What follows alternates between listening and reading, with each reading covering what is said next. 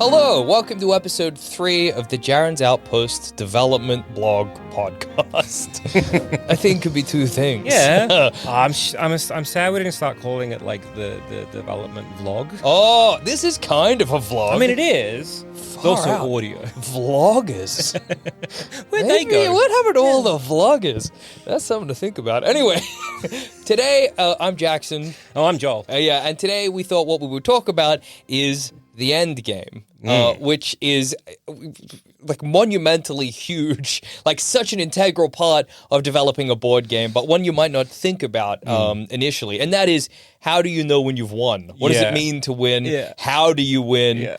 What do you do there? Because I think this also comes back to a lot of other board games, that almost disappointing feeling you have in the last round or when things are about to finish up. Absolutely. This was something. And then what happens? Yeah, like even before we started developing Jarren's Outpost, or in the really early days, because we play a lot of board games. Yeah. We're huge board game heads. I mean, we've been pretty consumed by Jarren's Outpost for the last 10 years. Yeah. I was like, 6? That seems not long enough. Yeah, probably about 7 or 8. 7 or 8. But we've managed to play a bunch of board games, in the middle of that and prior to that. And yeah, there's this thing that we always encountered where you get to that last round, and in that last round, sometimes you can tell if you've won or not, or you win and it's just like, well, that's that. And it's like, whoa, and we've finished the game, and time to count, and let me add this to this, and Zammit won. And it's like, oh, okay.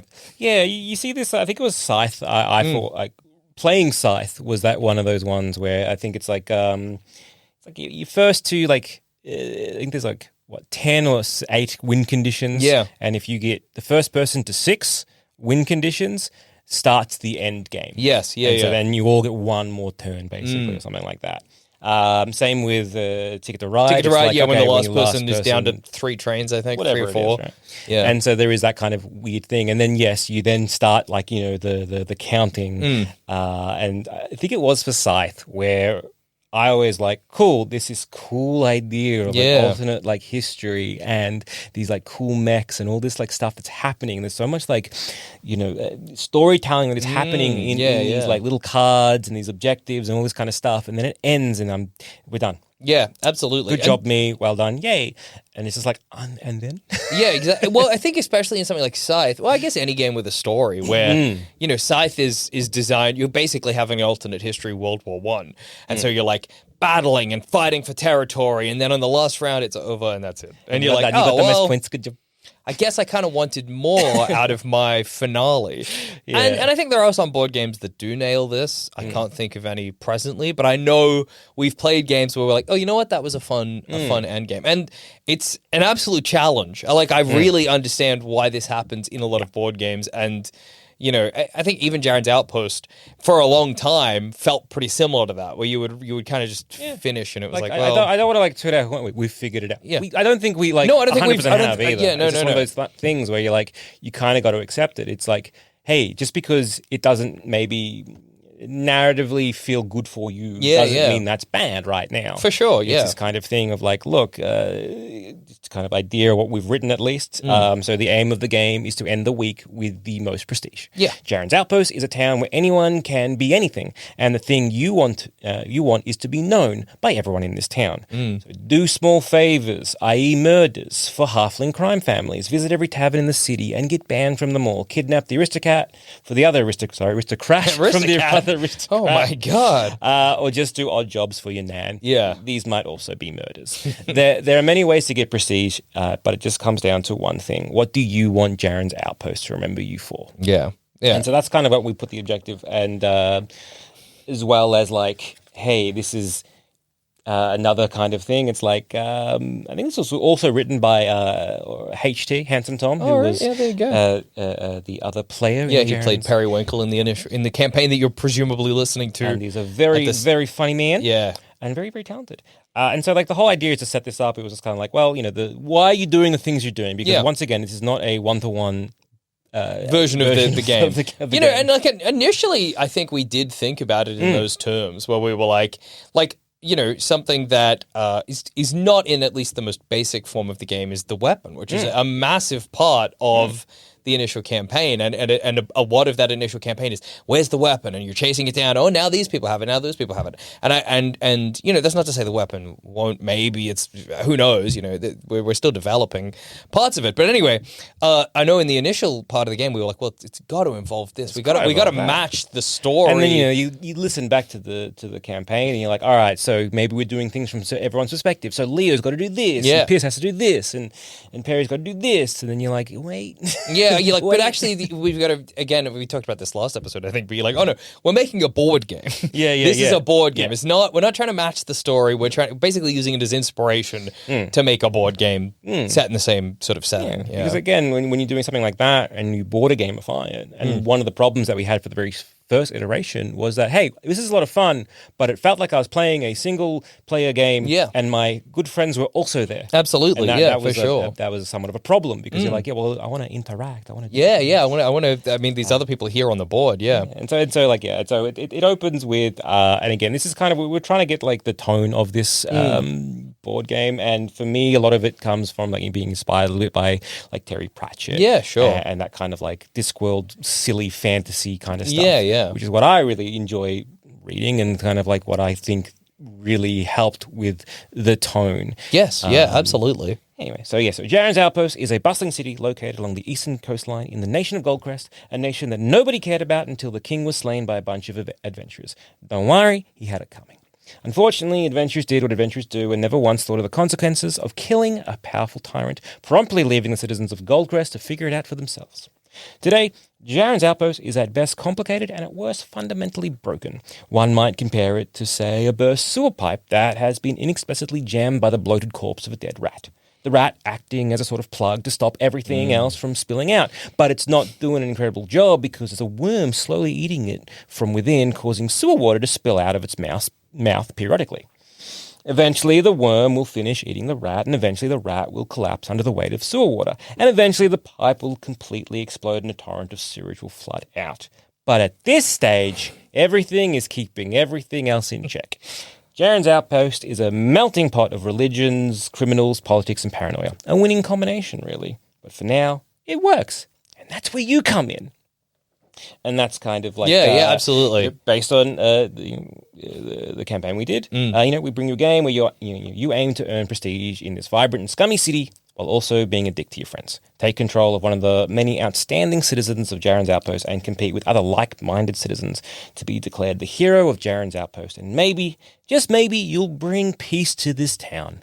You won't. And so the idea there was like, look, there's this idea of a competition, and you're going to be maybe king or queen of Jarren's Outpost, or the hero of Jarren's Outpost, or like you're going to be like hailed as like the best kind of, we don't understand dememocratically elected things, so we're just going to do a competition. I guess. Like I think part of that is, I mean, at least for me, from my perspective, it's like you just need something. You know what I mean? Like it doesn't really matter. And I think, maybe this was something we debated early on. Like I kind of have vague memories of being like, of probably came at it from the perspective of like, no, it needs to mean more than that, or who cares? It doesn't matter what it is. But there does need to be some thinly veiled, reason you're doing this. Reason that you're participating, you're doing these quests, because otherwise, why? Why am I here?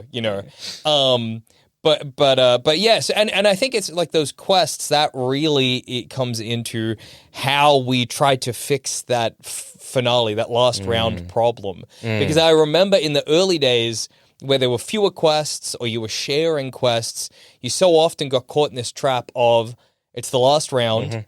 I don't have the moves or I don't have the items to complete my quest. I can't do shit. Yeah. And so you do nothing. For that last round, you're like, I just heal, I guess. Yeah, I go, whatever. The amount of times in those early sessions of developing the game where someone would just be like, well, I just heal. I don't do my other actions. And like, again, it's that kind of thing where you're like, it could still happen in a sense of like, okay, well, I actually can't do a certain thing. And initially when we had the quests, they were very long, like they were multi-stepped, or like they were very like, you have to get this and this and this and then do this, and very specific.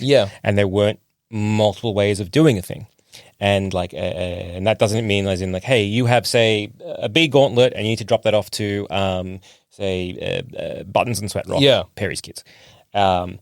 That's not to say like, you can drop Buttons and Sweat Rock off to the B gauntlets. This is like, no. You can drop the B gauntlets or the B armor, 2 buttons, or O'Rourke's house. Yes, yeah, and absolutely. so it was kind of like, look, because you kind of want to be able to get, go through a lot of the quests because you kind of like, we wanted them to be able to be done relatively quickly. Absolutely. If you wanted to be able to get around the board. I know that became like a real measure of we kind of use the amount of quests you manage to complete as a measure of like how well a character plays, and also just in the early days of balancing out like the difficulty of the quests versus the prestige points you get from them. Like I remember the really satisfying feeling where we'd finish a game and you'd look around the board and everybody in the 7 rounds would have like 5 or 6 quests. And you're like, that's great. We're churning through them. Like that's exactly what you want. Yeah. Like I remember very early on, I don't know if we've mentioned this, but we used to have, I guess, an exploration phase. Yes. Yeah, we have it. I was thinking about this, I forget, like maybe last thing, and I was like, I won't bring it up. But yeah, we did. Yeah. The initial way the board was set out, so the way it's set out currently is that you have a bunch of flat cardboard squares, which are 25 locations. 25, I couldn't remember how many. Right. I got you, babe. Thanks. 25 location squares, which make up the city. And then on those squares, you have a face-up item and a face-up NPC. So from the beginning, you can look at the board and the quests are out there from the beginning and you can say, oh, I need Papa Little-O. Up there he is. And I need to take him to Little-O's restaurant. Bam, there it is. I can plan my moves. But initially, every item and NPC, it was exactly the same, but every item and NPC and location. Yep. So the things that were not hidden was like a few choice locations. Yeah, so the sewers and the tavern and the Jarren's Outpost, trading post. So for the first 3 to 4 rounds of the 7 rounds, you would step onto a location, flip the tile, and this is annoying as well because you have to flip the tile and the item and the NPC. Yeah, and the item and the NPC are on the tile that you have to then take off, flip, and then place everything back. Yeah. And so the first part of the game was, you know, like I said before, in the example of like modern play, it's like, oh, there's Papa Little-O, there's Little-O's restaurant. This would be like, I don't know where Papa Little-O is. I'm gonna have to explore the whole board. Yeah, and there's a chance he's in the item deck. Yeah, and I don't even know that yet. And I have to explore the whole board. Oh, I found him. Okay, finally. Now, where's Little-O's restaurant? Yeah. And that influenced some of the characters. Like, I remember, like, back in the day, because Periwinkle had a lot of forward movement, being like, that's great for the exploration phase, which is funny because it just doesn't exist anymore. Same for Greg Pearson. Whatever. Like, there was a dash that it was as it was written or drawn on the cards. It was like you would basically not interact with the location in front of you and then interact with the location in front of that. And so I was like, well, when you're exploring, do you still flip over? Yeah. If I don't interact with it, do I still... I don't know. Yeah. And this slowed down the amount of quests that you got because, one, again, at this point, the amount of quests available to everyone was extremely limited. So you might have had 2 quests. You spent the whole first half of the game figuring out where everything is. Yep. Then you spend the whole backup. And so it would be like 1 quest a game, maybe, if you were lucky. Yeah. And that was us. We were like, this is maybe not good. Is it fun to explore? Is it fun to not? I mean, like then again, you go from either the numbers perspective of Adam or like the narrative perspective of me to be like, well, like you should know your city. Yes, if you know your city, even though it is randomly generated and like everything will change from game to game. You still know it as a person who lives in a city. You're like, oh, I know where that place is. Yeah, sweet. Absolutely. So like then it started like, let's have locations shown, and then to be like, well, let's then keep the items in the NPCs face down because you don't know who's going to be there. Well, yeah, and that's again that funny thing. Yeah, that you go in and you're like, who's here at the tavern? Yeah. Oh, it's these 2 people. But then we were like, no, that's annoying too. Yeah, so we're like, well, what if we just hey, is this fun? Yeah, is this fun? And it's funny as well because I think part of the reluctance to have everything face up is we were like, it'll be too easy. Yeah. But I think what it becomes about then is like, well, where's the difficulty? Exactly. And I really like that now. And now it becomes, say, certain characters because they're zipping around and grabbing people, doing some kind of stuff and just dropping things at left, right, and center. They're like, mate, this is great. I'm like a little delivery boy just going around and, churning up some quests here and there. And off I go. And then you've got like maybe a slower character who's like, well, I'm not doing those. I'm getting pipped on the quest there. I'm like, you beat me again, but I'm going to try and, beat some people who are worth some prestige. Exactly. And so right now I'm kind of trailing behind. And then with a couple of like lucky rolls or like, strategic rolls, you're like, well, I've now caught up. Yeah, I know exactly. it took me a while, but I am fighting these people, and good luck to anyone else. Yeah, absolutely. And again, there's a very satisfying thing of that, like, Greg Pierce has gone out in 2-3 rounds, has completed 4 quests. You're like, I'm killing it. Knock Knock say hasn't moved on the board at all, and then by the next round, Knock Knock's like, and I finally killed the surgeon, and Knock Knock rocks up right at your trail, and you're like, exactly. Oh god, I got to complete a bunch more quests. You've completed a bunch of quests, which now gets a bunch of defeat quests on the board, which generally just helps Knock Knock. Yeah, exactly. And then you get the surgeon that she's already fighting there, and you're like, and she's like, oh, well, I got them, and then I guess I completed this quest. Oh, and that quest. Yeah, you're like, oh no, and then which is exactly what you want. I think that score tally is absolutely very dynamic throughout the whole game. Yeah, that's what I really like as well. Yeah. In addition, I think we made a real effort. It's this funny thing where we made an effort to make the game easier in a weird way. Yeah, I think it used to be you would get to that last round and one person, often you, but not always, would be like, oh, I can complete this quest that I've set up. But the rest of us would be like, well, no, good luck. There's nothing I can do. But now, whenever that last round comes around, and I love this in any board game, I think this is exactly the vibe you want.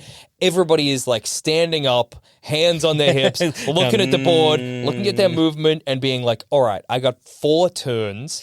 What can I do? And so often, heaps. Yeah. Which is amazing. You can look at the board, the amount of, that's when you pull shit out of your ass. Yeah. That last round where you're like, wait, but if I go here, and you look at, I think in a session we did recently, I remember me and you, I think it was just me and you, and we spent ages, we had that last round and we were just looking at our cards and being like, I need to turn this way, then flip around and. Yeah, okay, I think I can do this. Yeah, if I pass the skill check, I can summon them to my location and then I can, and that's amazing. And it never used to be like that. And again, obviously with any board game, it finishes and the person who got the most prestige points wins. But that last round isn't boring. Yeah. And that's kind of all you can hope for, I think. Yeah. And the reason why we also, we mentioned is you kind of make the quest easier to do so that you can then do these things in the last round. Yeah, exactly. Which is very, very nice. And sure, we had some iterations or at least some ideas that we never really kind of pulled the trigger on. And again, because what you're really doing when you're playing a bunch of board games is seeing what worked for over here and seeing what worked over there or you didn't like.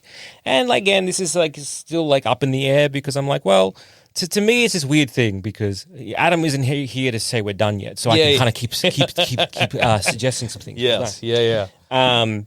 But like in Scythe, how every game it starts with cool. Well, there's a bunch of 5 or 10 different things, whatever. You can pick one, and that'll change how many points you get. Oh yeah, I see. In Scythe, it's you built near a river. Well, that's a point that's for an you. extra point at the end of the game. We like rivers now. Yeah. Oh, hey, you had this kind of troop. Oh, that's an extra point if they're remaining at the end of the game or whatever. Yeah. And so I think another friend called that the Mario Party. Oh yes, at the very end, well done for moving the most. Yeah. Have a star. You won the most mini games. Congratulations. Yeah. And so you either have something like that or you did the most defeats. Oh, you did the most this. Which is sure, we could still try to implement something like that. But then it's how do you keep track of that? Yeah, you're adding a whole other new kind of dimension to the game aspect. where you might have to make a little tracker or something. Is for sure. But I do see the appeal of at the end of the game, you tally up the scores, or, you look at the prestige board or whatever, and then it's plus, and now you thought so-and-so was going to win, but now so-and-so wins. You thought you were out in head, but I'll guess because of my trick cards. Yeah, absolutely. And I think another thing that contributed to that last round being entertaining is, again, I guess it's kind of that overpowering things, making things easy. The amount of items and locations and even NPCs that give you extra little ability. I love in that last round where you're figuring out, can I get any extra points before the game is over? Where you're looking at every item that's adjacent to you, looking at every NPC, every location and being what can I use to my advantage here? Yeah. It's such a good feeling, and I'm glad we nailed it. And I think, again, part of it is more quests available to everyone. You know what I mean? A freer board, easier to navigate. All of that stuff contributes to stopping that final round. You know. And I think we've discussed this before, but it's that idea of that move forward, interact as one movement. And I think that helped because absolutely. a lot of it, you had like different phases of the game where it was like, all right, you got the exploration phase, then you kind of got like, you're planning, figuring it out, then you got the end game. Yeah. And that was kind of how it started for so long, well, it was for so long. And it was a little bit like, okay, I'm trying to find things. Can be a bit tedious. I'm slow. But you sort of... I got to go back that way. Great. It is funny, though, because you do kind of convince yourself it's fun. Yeah. You're like, like I'm exploring. Who am I going to find? And then when somebody's like, wow, isn't it kind of annoying that you can... Like, you can go a whole game, you're like, yeah, I suppose actually they're right about that. And there you was finish some games and not... Yeah. Where location, like one location just was not flipped over. Yeah, because you just didn't need to go there. Yeah. Like, you're like, oh, okay. You're like, actually, is it good that people aren't engaging with this aspect of the game? Probably not. Hey. So getting rid of that and seeing where everything is really helped you able to strategize a lot more. And then for the those movement where you can say move and interact with anything, and then the move and interact with say the location. The locations became a lot more valuable because you can all do that. Yeah. And sure, some of them you need to pass a skill check, some of them you don't. Yeah. And there's been many times where you're like, I'm a character that sucks at skill, and I need a 6 or a 5 or a 6 really. If you're say knock, you're like, I need a 6, and you roll, you get a 6, and you're like, I am fucking cock of the walk right now. Absolutely. I feel great. This is fantastic. I mean, I just rolled a dice good, but it feels good. But that's kind of, again, last episode we were talking about that, like the DNA of D&D that does exist in the game. I think that's part of it. It's that joy of rolling a 20 and the horror of rolling a 1, which you definitely still get, and that's always a funny thing where you're like, okay, this is my last round. What I need, everything hinges on this skill check. It's a 1. Good. Curse my goddamn life. I'm going to have to figure out something else, it's always fun when you try to plan something and you either give yourself, I have 1, maybe if I muff it, I got backup 1. Yeah. And then we're good. I can still do everything I can, but if I get it in 1, I'm great. Yes, but if absolutely. I get it in 2, I can still make that work. Muffed it.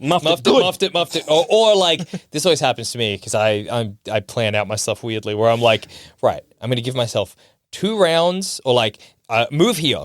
These next 2 movement cards I'm going to use to interact at this location, and I only need to pass a skill check once, but this is my backup. And then I pass it on the first one, and I'm like, well, what I didn't expect to win. What else am I going to do? And then I look at my movement and I'm like, this is worthless to me. I didn't think, 1 step ahead like I should have been.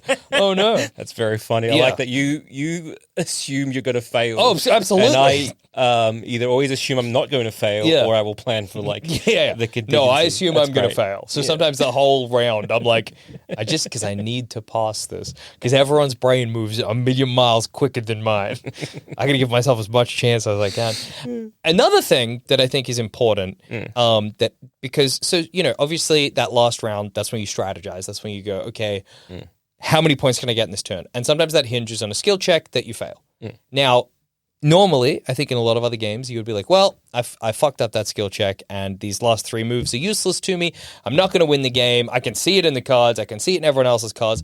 I'm not going to win the game, so it's worthless to me. And that was a thing that happened for a while. And then the sort of other side of this game, I think, started to come into play, which is if you can't win, can you make everyone else's time worse? Yeah. If you can't win, can you make sure somebody else, the person who does win, is annoyed at you? And that is kind of what happens if definitely multiple games. Your wife's a classic at this. She's so good at it, where she's like, well, I'm not going to win, but I can make sure I can wreck everyone else's time. I'm not going to win, but let's see. The questions available are these ones. You guys are there, and there. Clearly, you're going to do this. Yeah. But if I can disrupt this, and I will. There's no way I can get Papa Little Load to, the restaurant, but I can make sure no one else does. Yeah. Hey, everyone converges. All right, I pick him up. I throw him in the bin. Yeah, discarded. You anywhere near the item deck or the NPC deck? No. What you can do about it? Enjoy the game. And I think that really helped, it became part of the mentality of the game is like, sometimes you're not going to win, but, or sometimes you're going to lose, but you can make sure everybody else wins less. Yeah, You're exactly. not going to win, but you're not going to win badly. Yeah, and I think, I don't know, like, you will be a sore loser. Yeah, you'll be, exactly. Yeah, you can be a sore loser. We encourage this game encourages being a sore loser, Yeah. I think. Yeah. And that's fun. It just gives you that extra thing to do in that last round where otherwise you might not have, something to do. Like, I think that was another game changer for us to figure out. Yeah, and I like that when it's just like the scoring, because again it is like we do use like small integers, like your attack is still 1, everything is like very much your health can be like 4 or whatever. It's all very small numbers, and so like 1 point, 2 points, that kind of stuff. It does it's quite a lot. Yeah, and so. It was nice seeing when towards like when we started really refining it, you'd get like a lot of stuff clumped together. Yes. Oh, very and then, satisfying. It'd be like sweet, but then it's like with one breakout quest, you like dart out in front. Yes, absolutely. And you're like, oh shit, you're feeling so good. You're so far ahead. But then it's like, well, but then old mate drops off 1 item for 2 quests, and suddenly he's like up on like more competitive, and you're like, absolutely. You're like, oh no. You can never. Yeah, it's very easy to get tortoise in the head. It's very easy to get complacent being so far ahead. And I think that's a very cool part of the game. I mean, we went on Big Soft Titty. .png recently, great podcast. Everyone should listen to it. Yes, and we talked about how this is kind of a game designed to be broken a little bit. Yeah. By which I mean it's designed for you to think outside the box. You know what I mean? It's designed for you to be like, can I do this? Like everything in the rules seems to imply that I can do this. And if I do this feels like I've broken the game, but can I do it? And the answer is 9 times out of 10, yes, absolutely. That's what we want it played. We've got a few questions. Like I think someone was using the blank spellbook as an example. They asked in the Discord, and it was a question that I was like, oh, fuck, that's a clever way of doing it. Yeah, exactly. I never thought about that. The blank spellbook really being cool an idea. item where the description of the item and the ability is that you can use it as any other item. Now, typically, people use this to complete a quest. If you can't get to the spaghetti, say, but you're right on the blank spellbook, well, you can pick up the blank spellbook and drop it off as the spaghetti. And the idea is you use it as a free action, because like with the gameplay, we'll get to the gameplay. Don't worry, we're going to get to the gameplay. We will show some gameplay as well. That is something we intend to do. We're just setting up for it. But So the idea is as a free action, which can be done anytime during, or not even during, anytime. Literally anytime. Anytime you want. Yeah. And it can be like in between the actions of your movement. Yeah. As well as like at the start, at the end. In between. So if you want to if you move and then free action, if it's a move and interact, then move again and interact, or you could do move or do the free action, then move again. Whatever. You could do it on another person's turn anytime. Yeah. So that's what kind of like this idea of a free action that can just happen as whenever you want. And I like the idea of like you can do them you can have as many as you want as well. Yeah. So if you have 4 daggers that you can discard as a free action to do damage, you can throw all 4 at once. Yeah, and absolutely. I like that. Yeah, me too. And so the idea being like, all right, so I have the blank spellbook, and as a free action, I can make that anything for the day, like any other item or NPC that's like visible for the day. And someone was like, hey, went to attack somebody, and then we're like, well, I want to know if I hit or not, and if I do hit, I want to turn that into can I turn that into like a big sword to do even more damage. And I'm like, that's a clever way. Yeah, brilliant very idea smart. how to use that. Absolutely. Damn, yeah. That because then I kept thinking to be like, well, I could, for example, if I went to go hit somebody with and have it in my backpack, and I'm like, I missed. But if I could turn that into, say, an item that gives me another reroll, or an item that gives me like plus better 1 or 2 to your attack, Yeah, absolutely. That's great. Yeah, go for it. That sounds cool as hell. 100%. I like that. Yeah, I think that's very cool, and that's exactly the kind of thinking that you should be going into the game with. Like it doesn't say. I think you've described it in the past as the Airbud rule. Yeah, the game doesn't say I can't do this. So, I mean, why not? If it's going to make the game more entertaining, if it's going to lead to shenanigans. Yeah. And look, there's a few rules that are still currently that are in there that I'm to this day being like, we could just nix it. I don't know. Is there a reason? Like, because there's one which is on the setup, which is because we have a bunch of different locations which are have borders, and they're there for the sewers have borders to kind of denote that hey, they connect. They're kind of like our transport. They're public transport. You can kind of go between them. And then the taverns and the Jarren's Outpost, which is the centre of the square. And it's like, okay, initially we're like, hey, to kind of make things interesting for the board, it's like, try not to have anything that has a border share, like, be adjacent to each other. But even now, as we're chatting, and like, as we're sort of developing this as it goes along and very, very, very close to launch, I'm like, do I need to say that? Yeah, well, like, it's just like, hey, if you have 2 taverns next to each other or 2 sewers, like, does that, hey, that's just the way the board is done. And like, if you want to, hey, you can move things around. Yeah. But I'm like, well, it sort of doesn't matter. Fine, yeah, for sure. Yeah, absolutely. Well, absolutely. And I think this will be the kind of board game. I kind of hope this will be the kind of board game that when people play it and they get used to playing it, they start implementing their own kind of rules. Like, I think it's very much. I would love that too. I think that's kind of in the DNA of the game is to kind of do what you want with it. I don't know, because I think that's what happens for us. We've, obviously we're lucky that when we decide something, it's set in stone. Canon. It's canon. But I mean, that's kind of how we've developed it, as being like, oh, this would be fun. Oh, this would be fun. Why can't I do this, Yeah. And so I really hope that, like, for example, it's like, hey, I noticed we've done, like, you do 7 days and that's great. But we were thinking, like, what if it's like the first person to 10 prestige and then everyone gets a day after? Yeah. I'm like, well, go ahead. By all means, whatever. Okay. Like, see if that works. Yeah. I love the idea of people, like, playing their own game within the parameters of this game. Absolutely. And I think that's a fun thing that we've done in the past with a bunch of other board games. I think it's like Survivor. Yeah, one where Survivor. it's like a volcano in the middle and like stuff happens. Survivor. I love that game simply for the fact of like what you and Adam made. Yeah, that game. Damn, yeah, Survivor was fun, and me and Adam just homebrewed a bunch of different ways to play it because and I think that's a fun thing to do. Like, for example, like it's like PvP, it's like player versus player, is something that we didn't really have for a long time in this game, because like I was always worried about the person who was like trying to make everyone else's day like shitty and just like camping someone or punching someone. I mean, like, see, look at that. And I'm like, well, why am I doing that? That person's a dickhead. Why are you playing a board game with that person if that's like what they're doing? And if they can't visibly see that they're upsetting the other players, that's on them. Yeah, 100%. Whatever. 100%. And so it was this kind of thing of like, well, why can't we do that? Why can't we just, hey, let's just have some fun allow here. people to, and that kind of comes back to that desire path thing, I think, a little bit. Like, I know when we've played it with people in the past, they've been like, can I attack you? Like, can I attack another player? And we've been like, haven't we set it up? But no, why not? But I mean, like, I can't. If you play with that person who does, kind of abuse it, it's on them, not the game. It's not our problem. You know what I mean?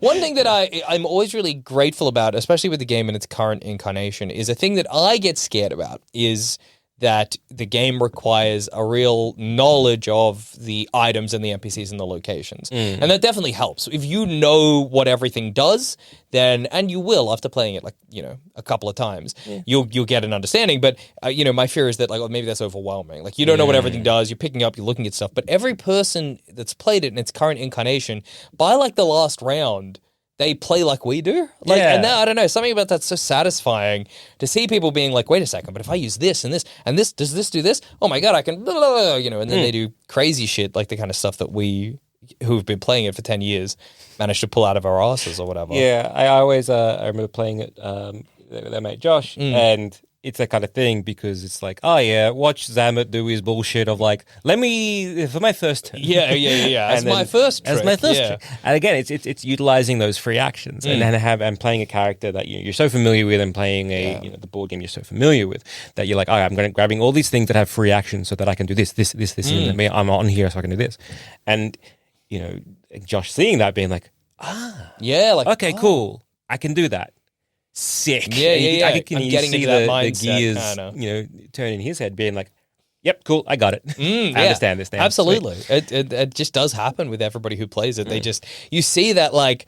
Again, because, and I think you talked about this in maybe the first episode, like a fear is that the game is stratagems, that you look at it, there's too much going on, your brain shuts down. But it's so like nice and gratifying to watch that happen in anyone's head when they play the game, to be like, oh, I can go cuckoo crazy with this game. Yeah. I can break this game. I can do this and that and, And I think like a lot of that comes from, again, it's that sort of the emergent rules through gameplay, where it is the, hey, I've got, this like, once again, using, say, buttons and Sweatrock and, say, the B gauntlets. Well, I've got, and like the quest is like, hey, give buttons and Sweatrock, drop off the B gauntlets to buttons and Sweatrock.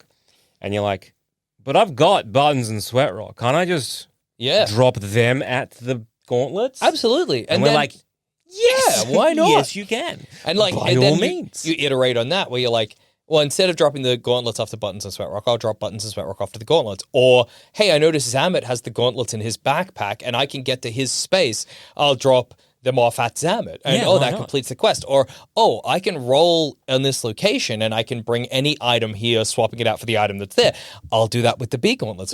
Or, this grappling hook lets me pull any item. Like, you know what I mean? It just, like, or buttons and Sweatrock are in the tavern. This location lets me travel to, and like, just so many different ways to complete that quest.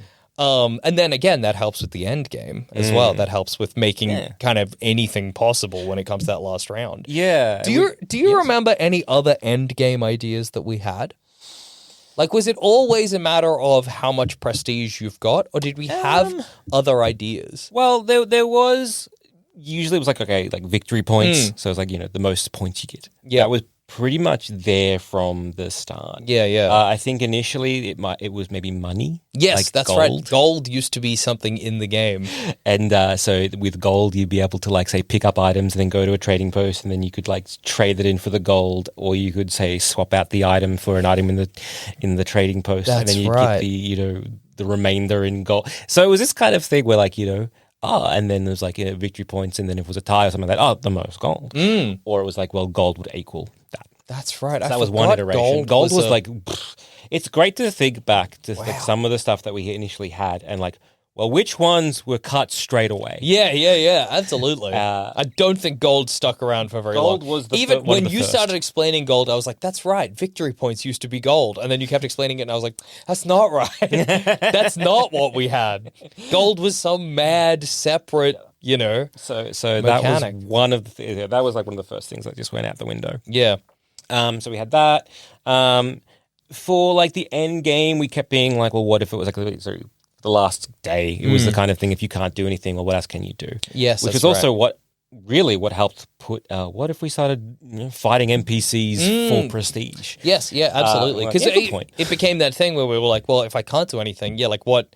How do I spend that last turn if I have nothing else to do? And so there was like iterations of that, and then it was like, well, we could say, go, race to the tavern, whoever has the most health, or whoever has most this. But because everyone has such varying degrees of, it just didn't. Like, how is that balanced? And even race to the tavern again, it's the same thing where it's like, well, I was already at the tavern, so do I win? Like, what are we doing here? Yeah, absolutely. And again, you're right. I suppose like the quests used to be quite involved. Like there were many quests, or maybe many's maybe a bit much, but there were at least 4, I think, that were like, go to these like 6 locations, and that was just annoying. It used to be something like, okay, a long-winded kind of quest. Yeah, which there's part of it that I liked because it was like a little bit of a story. Yeah, sure. And like again, as probably evident now, I like the sort of narrative way things kind of flow. And so it was okay, cool. Well, hey, this character wants you to do these things or this thing. And there was already sort of like, it was baked into that quest. For and sure. So it was like a couple of like, all right, you need to go to this location, pass a skill check, then go here and drop off that. And so it was a couple of multi-step things. And so it did become like, okay, well, I got to do this, and then this, and then this, and then this. You just didn't churn through them as much. And then I think that what that became an issue with as well was, like, I remember several development sessions where we would sit down with all of the quests we had and be like, how many victory points are these worth? Because for a long period of time, that was not something we were concerned with. Like, the victory point number was random, pretty much. Yeah, it was like, oh, that feels... we vibe at it. Oh, that feels like it's going to take some time. 1 point. 2 points. Absolutely. Well, but I even remember the idea, because did it used to be in iterations of, like, was it 5s and 10s? Because I have this memory of being like 1 victory point feels so low, and like 2 and 3 as the absolute highest felt crazy. But maybe I'm just misremembering the way the scoring used to work. I think at one point the idea was to like multiply everything for a factor of 10. Yeah, okay. And so it's like, 10 points, 20 points, 30 points, which I understand the value of because then you can do 15, yes, 25, true. That is useful. 35. Which, maybe that would be good. Yeah, but I quite like the way it works now. I like how low scoring. I mean, it doesn't feel like it's low scoring because, again, you're doing I guess that's the balance of you don't get a victory, a quest that's worth 5 points, but you're going to do 5 1-point quests over the course of the game, which is far more interesting in the long run. You know what I mean? And I think what happened with that as well, and this kind of does get back to a little bit more of gameplay as well. Initially, there was a few times where people were grabbing items, then holding onto it like it was their precious. Yes, that's true. People are hoarding. Yeah. And they were like, well, I don't want to get rid of this. I like it. I want it. This is mine. This is mine to keep. Yeah, I don't want to give it away. And so then we started being like, okay, we need to shorthand that none of these items are precious. Yeah. And you need to churn through them. Yeah, absolutely. And so it was like, hey, get rid of the items. And so that's where the quests helped. Yes, where the move and interact, go left, right, interact. All those kind of things where you could just, grab this from the item deck or grab this from the board. Yeah. And then if you're discarding it, sweet. You drop it off somewhere because it used to be like you discard it, it's there now on the floor. Yeah. Which was another kind of problem as well. Yeah, that's right. Yeah, so you would discard it and it would remain on the location, but that meant that you could end up with 5 items on the one location. Which wasn't as bad as say ending up with say 6 hostile NPCs on one location. And you're like, well, I'm never. I mean, look. Something about that I do miss. I have to admit. What I miss is back in the day, I'm glad it's gone, but I miss the vibe of being Greg Piss, picking up a big og, knowing that a big og being an enemy that does quite a bit of damage, knowing that there's a location people are going to go, dropping the big og off and just letting them hang out there and making that tile a hostile tile. Yeah. That was a good vibe, but it got cluttered and it got messy and it was and that's the thing, it got cluttered, right? Yeah. And so then this became this is great, but now this environment here, you just get swarmed by enemies. Yeah.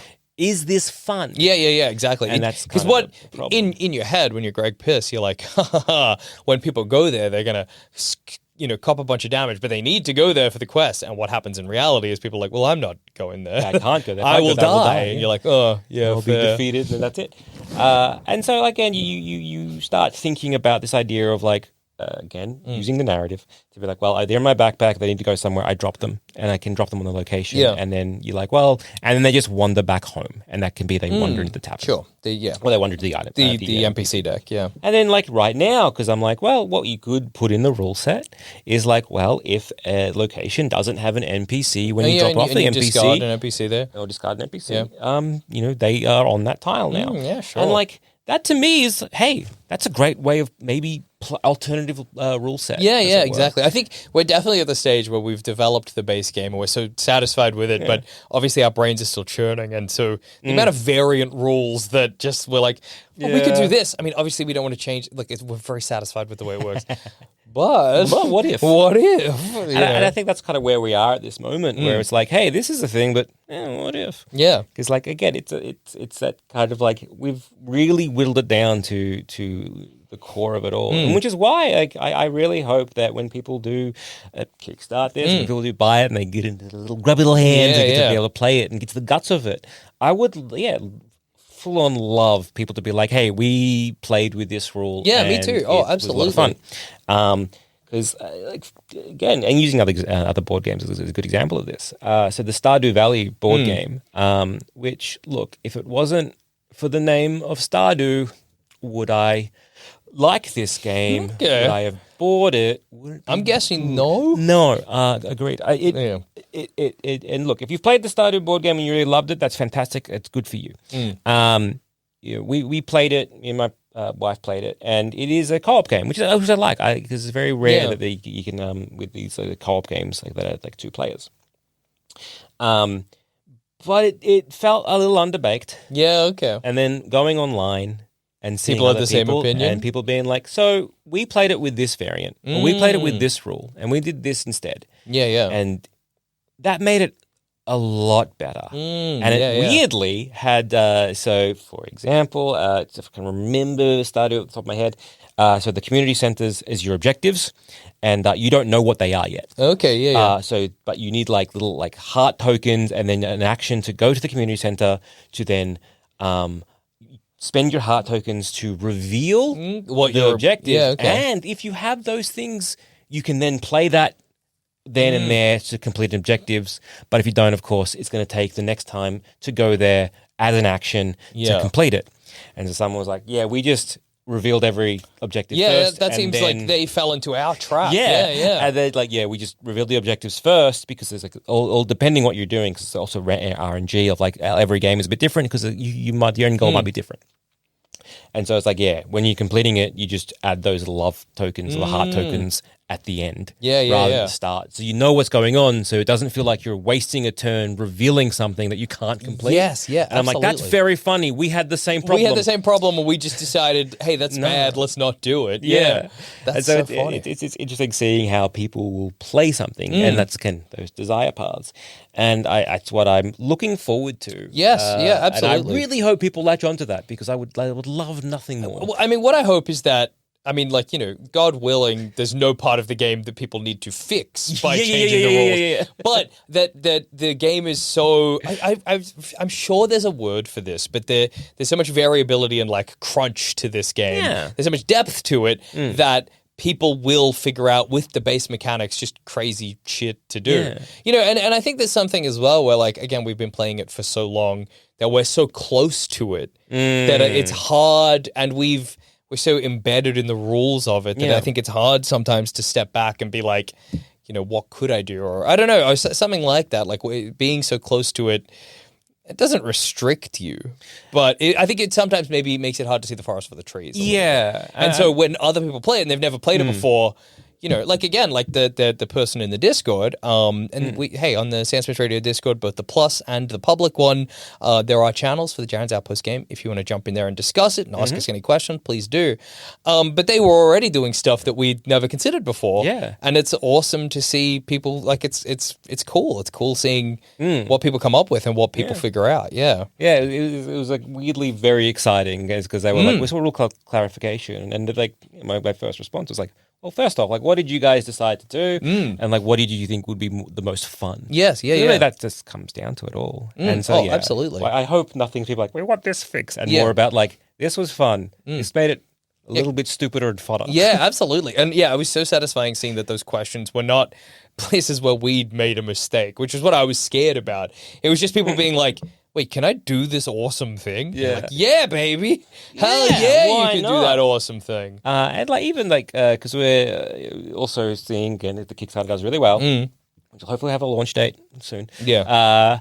We'll it's we're developing some extra characters. Yeah. And like, even just amongst ourselves, I was like, this one character. Then Adam was like, well, if they pick them up, because like, again, this whole idea of like, when someone picks up an NPC, now they are an item, and they are classified as an item kind of stuff, and so you can't attack them. And then we were like, why? Yeah, why not? Yeah, what's the problem there? Yeah, and so we're like, if other items are considered in your location you were in, well, why not be able to fight them, and why not be able to, like, if someone's in your backpack and I can see you're going to drop it off at a place, if I can get to you and then do as much damage as I humanly can, you drop it. Absolutely. Idiot. Yeah. Yeah, cool. Let's do that. Yeah. And so this idea came from that, of like, if whoever's in your backpack is also in your location, so why not?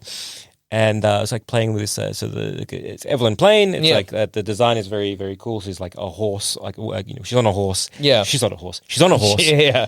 And the whole aspect is like, you are charging down the streets. Absolutely, her movement is crazy. And so you could, in theory, you could pick someone up, and as you're charging, so she's like, does some tick damage and then attacks. But it's like, well, if the NPC that you've picked up is in your backpack, in theory, could you just do like, a tick damage, then fight them? And it's like, I guess you could. And then to me, that just sounds like, you are picking them up, or you're dragging them behind you on your horse, and you are just ruining their day. Yeah. And I like that. I think that's funny. Absolutely. Well, and again, like, the thing that that would maybe make you reluctant to do something is you're like, oh, but that's going to make it really easy for them to kill that NPC. But actually, that's good. That's what you want. You want people to be churning through NPCs. You want people to be churning through items, churning through locations. Like the more, I think my philosophy has become more and more that people should engage with every aspect of the game. You know what I mean? Yeah. Like the more people engage with one, that's what the game's for. But two, it means you learn everything and you become familiar with it, and then you can get crazy with it. Yeah, and I think I will add as well, it really helped that sort of the end game was this idea of repopulate. Oh yeah, that was a game changer, dude. So because you're going, everything, the 25 locations, they all start off, except for the two taverns and the trading posts. They don't have NPCs or items on them. But everything else starts off with an NPC and an item. But if you're there picking things up and throwing them out, sooner or later you have an empty city. Yeah. And everybody's in the item deck, or every item's in the NPC deck. And, everybody's in the NPC deck, and every item's in the item deck. Yeah. And so this came from, weirdly enough, the Deadlands board game. Oh, that's right. It did too. Because again, we play a lot of board games, and we, for some reason, I think through Jackson, your pure enthusiasm for the broken game that is Deadlands, the tabletop RPG. I do love it. We have also become accustomed to it and also love it dearly. Yes. And so there was like, hey, did you know there's a board game of Deadlands? And I was like, it's already in my cart, baby. And so it was just as broken. Just as broken. The TTRPG. Weird and silly. And you're like, wonderful. How does this game even work? Yeah, right. But there is a mechanic in that where in certain rounds, townsfolk come to, like on train, they come and they then repopulate the map. Like, of the well, that's board. A clever idea. Yeah, absolutely. Because we were playing here, it's like round 6 and the board's empty. And that means that everybody swarms to the item, the trading post or a tavern or any of the locations that allow you to sift through NPCs. But even, this might have even happened prior to those existing on the board.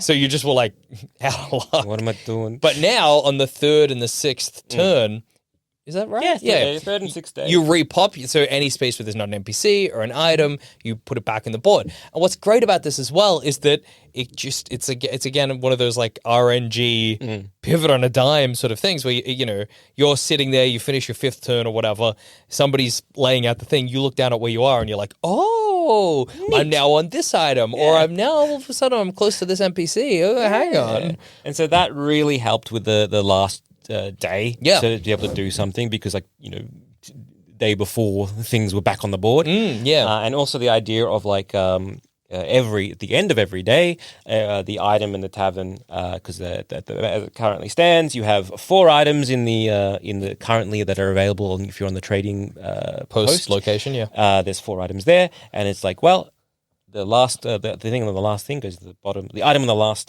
square basically goes to the bottom, and then you dole them out. There's a kind of conveyor belt constantly happening for the tavern and the trading post. And it's the same thing for the tavern. And the tavern, we have 2 tavern locations which act as your starting location, but we're also like, well, you can access the NPCs that are currently in the tavern, and they exist in both taverns. Exactly. And just for ease. It was one for ease, and also again, if you were trying to the whole thing coming back to narrative, which is what I like to do. It's like, look, it's a tavern. Everyone's drinking. Things are a bit hazy. Were you there? Were you in this one? Or were you in that one? Like, I don't know. Yeah, who knows? Yeah. I was drinking. Yeah, good point. It's funny. For me, I'm just like, I'm not making 2 tavern sort of boards on the side of the... That's crazy. Exactly. Whatever. They're all consider them in both. It doesn't matter. Yeah, for sure. But no, but that was a game changer as well, because it just means that there's always that... You're never restricted, because for a while you were. For a while, that last turn, you were pretty restricted, and if your one plan didn't work out, that's it, kaputzi, you're out of luck. Yeah. But now, because there's so much variability and the board changes so frequently, and the items and the NPCs change so frequently, you're just never without an option, which I think is great. There's a real pivot on a dime mentality to the whole game, and an improvisational mentality where if something doesn't work out, you'll have something else you can do, you know. Yeah, and another question that was asked, it's the same person. It was the you know, if you have dropping the bee gauntlets at Buttons and Sweatrock, if you have that as an item, but then there's the RNG happens to have Buttons and Sweatrock are on the location that also has the bee gauntlets. It's like, does that get auto completed? Yeah. We were like, no, whoever gets there first to do it does it. Yeah, absolutely. Because I love the idea that it's like, it's right, you know, you as the MP, as the player character, you're going up there, like, what are you after? You're after bee gauntlets. They're here. Yeah. Why don't you pick them up? It's right here. They're right here. Check them out. My God, here it is in your little hands. Whoa. God, there's nothing more satisfying than you get, like, the repopulate, and you look down and you're like, I'm exactly where I need to be. What do you do in your turn? Oh, I pick this up and instantly complete the quest. Aren't I clever? What are we going to do about it, boys? You know? Move me up on the board, thank you. I'll take those 2 victory points. Very nice. No, I think we definitely, to the best of our ability and to the best that you can, I think in a board game where it's about earning prestige, I think we have, I don't want to say fixed, but I'm very satisfied with how the game ends now. You know? Again, I really liked how we managed to do that. Yeah. Because, again, it was very, very, very easy at the very, very start to be like, you know, there was like, you have 25 locations, and on that 25 locations, you have 25 NPCs, and you have 25 items. Yeah. And that's it. Yeah. Absolutely. And we were like, but there's so many other more cool things. Yeah, but I want to use everything. What about this? What about this item? Item. And so it was this idea of like, no, I wanted people to experience like, you know, hey, I want to grab these boots of speed so that I can have an extra turn every day. And just like, it's taking up my like it's taking up a lot of my backpack, sure, but let me have some fun.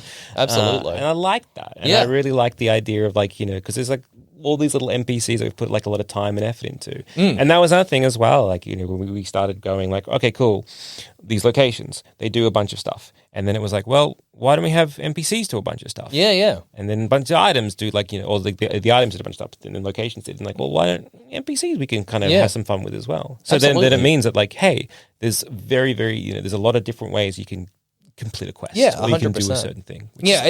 What I really love is that a quest as simple as like drop Papa Little-O off at Little-O's restaurant actually it can be completed in so many different ways. Kind of like, it seems really basic, but actually it's not. You know what I mean? Like, I mean, I guess the quest itself is simple. Yeah. However you go about it is kind of up to you.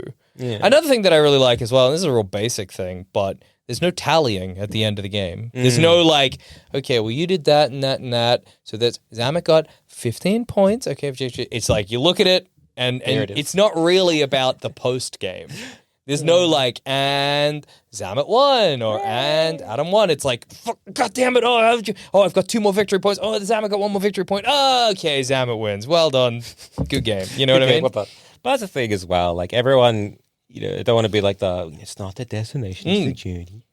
But part of this game, like, it is a little bit like, absolutely. it's the journey. It's the journey. Absolutely. It's the fun 100%. You can kind of do with it all. I think it's very much like, I've never really thought about it, but the points don't really matter. Yeah. You know what I mean? You don't really, like, kind of who cares? You're playing it. The joy I get out of this game is doing sneaky shit and figuring out ways to kind of, you know, use the rules to my advantage. And obviously the points kind of just exist as a carrot. You know what I mean? It's like a carrot on a stick. It's the why you're doing a thing. You know? Exactly. Just because we've been playing sort of the new characters, if we want to sort of like, you know, hopefully the Kickstarter does really well. Yeah, if the Kickstarter does really well. And so we can kind of like, you know, the whole idea is being like, okay, if we hit certain milestones, we can kind of start adding more characters and stuff like that. And so it's, you know, playtesting a few of these. And going back to Evelyn, it was this like, we're playtesting her. And I came dead last. Yeah. But by God, did I have so much fun with the play style of Evelyn. And it just, because it did, you know, we have this like the idea of rules, because it's like, well, what happens when you're on the edge of the board, but you have a dash? Yeah. Like, and then what happens? You're at the edge, you're at a dead end, basically, but your movement says that you go forward 2 spaces. Yeah. what do you what do? do you do? It's Yeah. like, well, you do everything. So Yeah. it's like, you know, it's basically you're bonking us, you know, into a wall. You do like whatever you're capable of doing. So you like move forward, but you bonk your head, so you can't. So then the next one's like so it's like move forward, interact. So it's like you move forward, you bonk your head. Yeah. Then you move forward, you bonk your head, but you interact. Yeah, so you interact with whatever you got. can interact. Right? And, you do whatever you're. Yeah, the what does it say on the card? Like to the best of your ability. Yeah. Yes. And so then it's like, okay, cool. Well, knowing that is a thing. Evelyn has a lot of movement, as in like a lot of dashing, a lot of like little tick damage here and there. So if you get someone in a corner, yes, Evelyn might have a movement card that's like move forward a location, do a damage, move forward a location, do a damage, turn left and attack. Yeah. But if you're in a corner, that's damage, attack. And it's so very funny. And yeah, sure, you really screw yourself over for the next turn because you are now turned into the wall. Yeah, and so the two reversing sucks because you're on a horse. Yeah. And it rules. But it felt wonderful being able to just feel like you were trampling somebody. Yeah. And it just felt very, very good. Absolutely, yeah. And that's really what you're going for. Like, I think, again, is that funny thing where in a game, you don't really... The bit you remember is not, man, I won by 4 points. No. The bit you remember is like, hey, remember when I figured out I could herd someone into a corner and trample them to death? You go, oh, dude, that was so funny. Like, that's the memory you have of playing the board game, you know? Yeah. That's what counts. That's what I really like. Yeah. You know, or it's just like, I was about to deliver someone, it's going to be in 2 turns, but then, like, you came up from behind me, you just... Yeah. And like, I killed the person in your backpack, idiot. Yeah, exactly. Yeah. I like that. Or it's like, I was about to win, and then you got the rock of whoops, and you just kept getting it, and you made me fuck it up. Yep, you made me fuck it well up, done. and you didn't let me win. Well done. Thank you. You wasted your turn, but you wasted mine too. You know? and again, like that's, you were saying, when people start playing it, and people can play it, they can play the board game simulator version if you want to try it out. But the thing I'm excited to hear about are those stories. Like, I'm excited to hear people be like, like my friend pulled this out of nowhere. They, from the jaws of victory. Like, that's the stuff that excites me. The emergent stories that come out of the board game. Yeah, and I guess that's because it comes from this campaign we did. Yeah, for sure. That is already a story, and the ability to be like, all right, cool. Well, and we're natural. Like, we like telling these stories, absolutely. like, little narratives. Kind of, we just do it ourselves, and that's why I really like. And I really hope people sort of like, glom onto and start doing that. And I look forward to, hearing those little moments of like... Yeah, me too. Oh, I thought I was going to, completely just absolutely like muff this quest up. But I had the blank spell book. So instead I decided to make that this instead of this. And so then I could do this. I turned the blank spell book into the blink blade, which let me teleport to this location. And then with my interact, I don't know. It was Greg Piss's warehouse. Yeah. So with my interact, I looked through the item deck where my discarded blink blade was, which I then took and just shit like I don't that. know the stuff people can pull out of their ass to. Like, I love the idea if you have all these dashes or whatever, but you have like a teleport or you have something like that. It's like in between. Exactly. This and this. I just teleported over here so I could do then this, and that was great. That's the kind of stuff where I'm like, break the game. Do more of that. Break this fucking game. Tell me how dude. you did. Like, tell us how you did it, and then just to be like, so we did this, but also like we found this, like, we also like the idea of like this instead, where like we're adding to like, more little rule sets. Absolutely, like, yeah. And it's just, that to me is, I don't know. I'm looking forward to it a lot. Yeah, me too. I could not agree more. Yeah. Well, on that note, as we like to say here at Sanspants Radio, on that note, I've been Jackson Bailey. I've been Joel Zammit. We'll see you for the next development vlog. Yeah, which this is, in a sort of, in a way. In a way, it very much is. Yeah. Especially if you are watching on the YouTube. On YouTube. Yeah, if you're just listening to it, not really. Yeah, then it's like a... Org. Alog. Anyway, I didn't like it. Came around to it. Yeah. Hello. Bye. Hello.